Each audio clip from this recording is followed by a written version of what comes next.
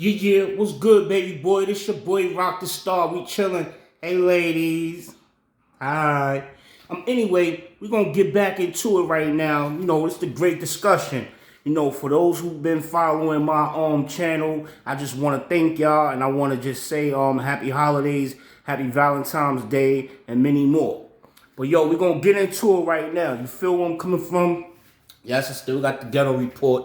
You know what I'm saying? But this is what's been going on. This is what I want to talk about today. I want to talk about the science of street life. Now, I'm not a perfect person. You feeling where I'm coming from? I try so hard to be a nice person. And I do a lot of favors for people, and I don't really stress over the favors that I do. But I don't like ungrateful people who are ungrateful of the favors that I do for them. You feeling where I'm coming from? And that is what's confusing certain individuals in the streets who are trying to be hardcore or who choose to respect hardcore individuals, ruthless individuals. Now, see, this is one thing that I want to make clear. You got two different types of criminals. You got two different types of criminals. You got ruthless criminals and you have organized criminals. The ruthless criminals are usually stupid criminals because they don't care who see it. They move sloppy, they do their criminal activity sloppy, and they get caught. That's being ruthless, where there's no limit to the type of crimes that you are willing to commit and where.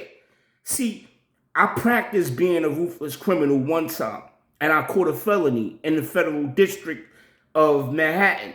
You feeling where I'm coming from? At New York University.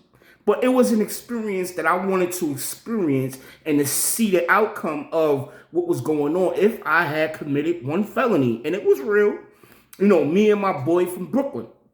But neither here nor there. An organized criminal is a wise criminal because he knows how to prioritize his businesses, and he knows when and where precisely everything is planned. You getting where I'm coming from? And, everything is just organized. But really what I wanted to talk about is how police play. Now, over a decade ago, I had got locked up. I was on 125th Street, and I got snatched up on 125th Street. And I got put in a paddy wagon, right, in Harlem. And I was handcuffed, but really they didn't process me. I'ma just say. They didn't process me. What they did was they just rode around with me in a paddy wagon. That's what we call it, the pad wagon.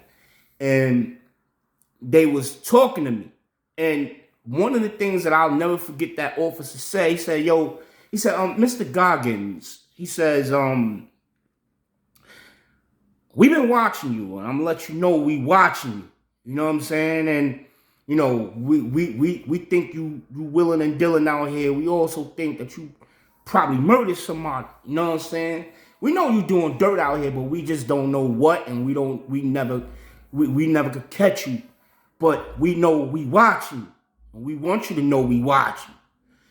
And he said, Mr. Goggins, I just want to let you know that, some murder cases, the government, the authorities, they know who the killer is, but they just can't prove it. That's what he said. And I'm like, oh man, come on. I ain't killed nobody. You getting where I'm coming from? I never killed nobody. You know what I'm saying? And today it's resurfaced in my mind. I'm watching City of Lies, and I'm like, oh man, this is crazy.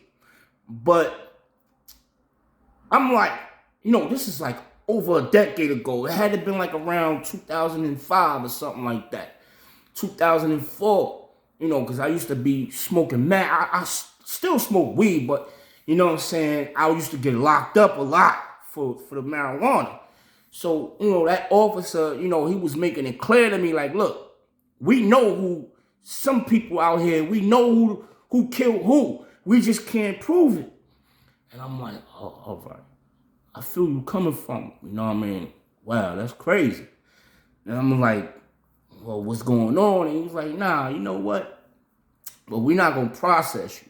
You know what I'm saying? You're not arrested. We just want to talk to you. And, you know, I'm like, all right. He's like, so you understand what I'm talking about, right? And I'm like, yeah. He's like, all right. And we're going to let you out right here and go about your business. But I'm like, yo. See, a lot of artists, they think that, you know, I try to be a nice guy because I come across that way. And they call me a happy-go-lucky and this, that, and the third. When, you know, I get angry, but whatever I get angry at, it's a good reason. Some niggas, they be out here, they be angry for nothing. And the shit that they be angry over is bullshit. You feeling where I'm coming from? Like, I'm not gonna cut a nigga face for a fucking $1, dog. That's nothing. You know what I'm saying? I'm not gonna cut a nigga face over what he say. That's nothing. I don't care about that. You know, you threaten me, that's a different story. You feeling where I'm coming from? Threats is a different story. See, that's why I named our clique LTF, Lyrical Threat Family. But it's converted to Linux Threat Family. You getting where I'm coming from? Because that word threat is the beginning of violence. You feeling where I'm coming from? By all means necessary. The authorities know that. That if you threaten somebody's life or you threaten that you're going to do something to them, that's starting altercations. And the authorities know that's where beef is really starting at. Because you threatening that person.